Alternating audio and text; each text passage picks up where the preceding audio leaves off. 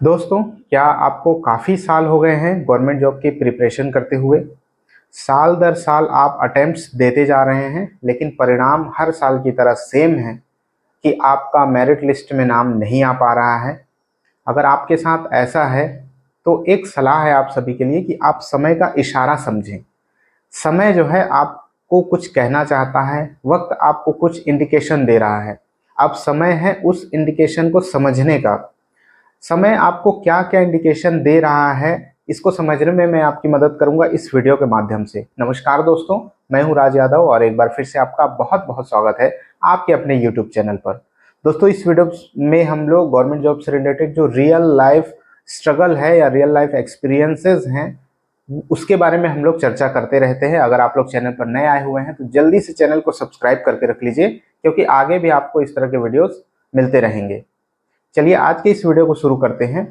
दोस्तों, ये जो गवर्नमेंट जॉब का प्रिपरेशन है वो एक लंबा समय तक चलता रहता है और बहुत सारे लोग इसमें उलझे रहते हैं। कई सारे ऐसे भी एस्पिरेंट्स होते हैं जो 10-10 साल से तैयारियां करते रहते हैं, पर रिजल्ट हर बार की तरह सेम होता है और ये रिजल्ट उनको डिसअपॉइंट करता है और अंदर ही अंदर वो लोग घुटते रहते हैं। तो इस वीडियो में हम ये देखेंगे कि आखिर क्या समय आपसे क्या डिमांड करता है, आपको क्या है जो फुलफिल करना है जिससे आपके रिजल्ट में बदलाव हो और आप अपने उस मंजिल को पा सकें जिसके लिए आप कई साल से लगातार प्रैक्टिस कर रहे हैं। ऐसे में जो वक्त है वो आपसे कुछ चीज़ की डिमांड करता है। वो क्या डिमांड है या वो क्या इंडिकेशन दे रहा है, उसको समझते हैं। नंबर एक, पहला इंडिकेशन, समय जो है आपको ये संकेत दे रहा है कि कहीं ना कहीं आप सिर्फ मेहनत करते जा रहे हैं बिना सही दिशा के, है ना। आपने अपना पैशन चुनने में या फिर अपने अपने पसंद का जो ट्रैक है वो चुनने में हो सकता है कुछ गलती कर दी है, या फिर ज़्यादा चांसेस हैं कि आपने ट्रैक तो सही चुना है पर उसमें जो पहुंचने का जो रास्ता आपने इख्तियार किया है वो कुछ गलत हो सकता है। तो अपने रास्ते को सही करना है, मंजिल आपको बदलनी नहीं है, मंजिल तक पहुंचने का जो रास्ता है उसमें कुछ बदलाव करना है। और उस रास्ते में भी बदलाव नहीं करना है, बल्कि उस रास्ते में जो भी कंकड़ पत्थर पड़े हुए हैं उनको आपको साइड हटाना है और उस रास्ते को बिल्कुल क्लियर बनाना है। अब ये चीज़ कैसे हो सकती है कि आपके जो पढ़ाई या प्रिपरेशन का जो तरीका है उसमें आप चेंजेस ला सकते हैं, क्योंकि समय दिन प्रतिदिन लगातार बदलता जा रहा है।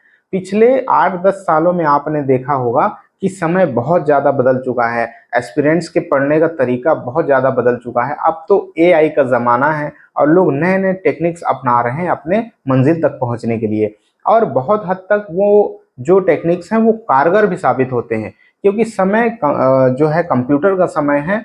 अब लोगों के हाथ में एंड्रॉयड एप्पल का मोबाइल है और एआई अवेलेबल है। ठीक है, तो आप अपना जो रोड मैप है वो बिल्कुल नए तरीके से अपनाएं। अब T20 का ज़माना है। अब जो हार्ड वर्क है उससे कहीं ज़्यादा मैटर करता है स्मार्ट वर्क।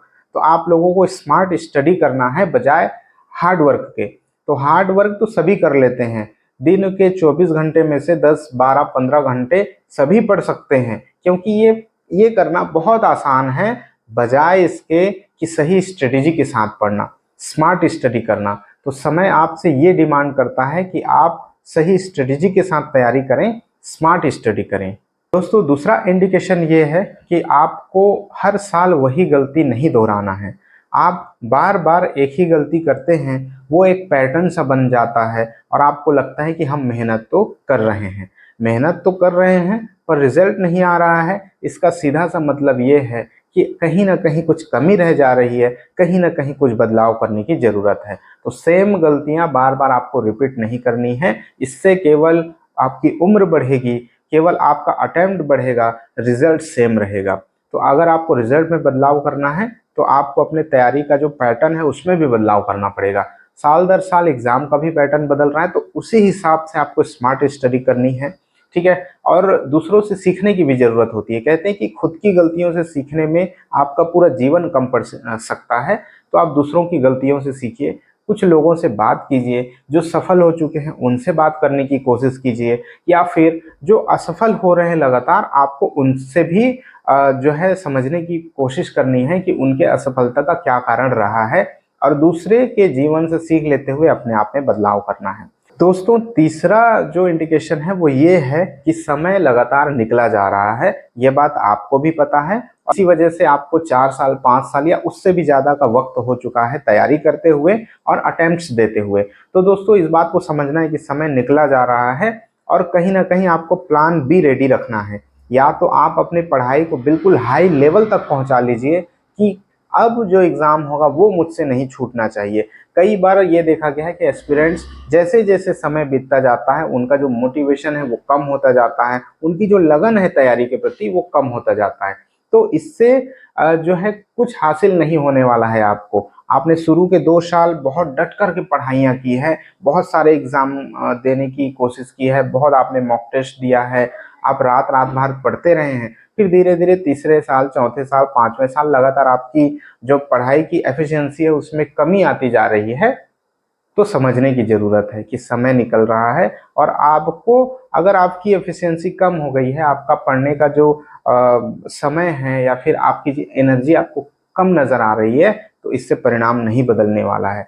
आपको एनर्जी बढ़ानी है। अगर आपको ये फील होता है कि एनर्जी बढ़ी हुई है तभी परिणाम में बदलाव होगा, नहीं तो नहीं होगा। अब दोस्तों ये तो हुई समस्या की बात कि 3 तरह के इंडिकेशन आपको मिल रहे हैं, ये एक समस्या का प्रकार है। अब बात करते हैं समाधान की, इसका सॉल्यूशन क्या है। ठीक है, तो इनको जल्दी जल्दी हम 3-4 पॉइंट्स में समझेंगे। सबसे पहला पॉइंट, आपको सही गाइडेंस की ज़रूरत है। ठीक है, जैसे कि मैंने कहा कि आप लोगों से बात करना शुरू कीजिए कि जो सफल हुए हैं वो कैसे, क्या स्ट्रेटेजी उन्होंने अपनाई है, या फिर आप लोगों के इंटरव्यूज देख सकते हैं और उससे निर्णय ले सकते हैं कि आपके अंदर क्या कमी रह गई है और उस कमी को कैसे आपको सुधार करना है और बिल्कुल निखर करके एक नया व्यक्तित्व लेकर के सामने आना है। सबसे पहले तो पॉजिटिव थॉट, पॉजिटिव एक माइंडसेट आपको रखना है। किसी भी चीज़ के बारे में नेगेटिविटी आपको अपने माइंड में नहीं लानी है। लोग दूसरों को दोष देना शुरू कर देते हैं, दूसरों की बुराइयां करते हैं, दूसरों से जलन रखते हैं। इस तरह की भावनाएं आपको मन से बिल्कुल नेचुरल तरीके से हटानी है कि किसी को भी देख के हमें जलन ना हो, किसी को भी देख के हमें गुस्सा ना आए। ठीक है, तो इस तरह की भावनाएं जब आप हटाएंगे तो देखेंगे कि आपका मन शांत होगा और आप अपने लक्ष्य के प्रति ज़्यादा अच्छे से फोकस्ड हो पाएंगे। दूसरा सॉल्यूशन है दोस्तों स्मार्ट स्टडी। स्मार्ट स्टडी आज के समय की डिमांड है। जो व्यक्ति स्मार्ट स्टडी अभी के समय में कर पाएगा वही अपने मंजिल को हासिल करेगा, ये 100% सही बात है। तो आप अपने हार्ड वर्क को स्मार्ट वर्क की ओर शिफ्ट कीजिए और कब क्या पढ़ना है इसको डिसाइड कीजिए। ठीक है, आपको आपका जो वीक पॉइंट है उसको आप पॉइंट आउट कीजिए और उस पर काम करना शुरू कीजिए। बहुत सारे कैंडिडेट ऐसे होते हैं जो कठिन सब्जेक्ट्स को साइड में कर देते हैं और बचे हुए कुछ दिनों में उसका तैयारी करते हैं, लेकिन आपको कठिन विषय को डे 1 से लेकर के चलना है और एक रेगुलर टाइम उसको देना है। एक पर्टिकुलर उस सब्जेक्ट पर आप डेडिकेटेड टाइम फिक्स कीजिए कि इस टाइम पे हमें ये सब्जेक्ट को करना ही करना है। और भले आप अपने स्ट्रॉन्ग वाले सब्जेक्ट को लेकर के चल रहे हैं वो अच्छी बात है, पर अपने वीक सब्जेक्ट को भी लेकर के आपको रेगुलर डे 1 से चलना है, तभी आपको सफलता मिलेगी। दोस्तों तीसरा सॉल्यूशन है बैकअप प्लान।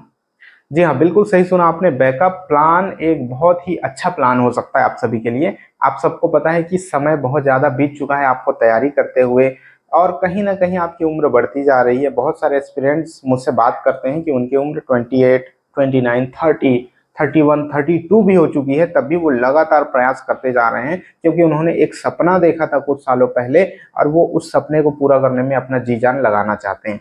ठीक है, तो जी जान लगाना अलग बात है, बिल्कुल लगाइए, बिल्कुल तैयारी कीजिए अपने मंजिल को पाने की। लेकिन अगर आपकी उम्र बहुत ज़्यादा हो गई है तो एक प्लान बी बिल्कुल रेडी रखिए।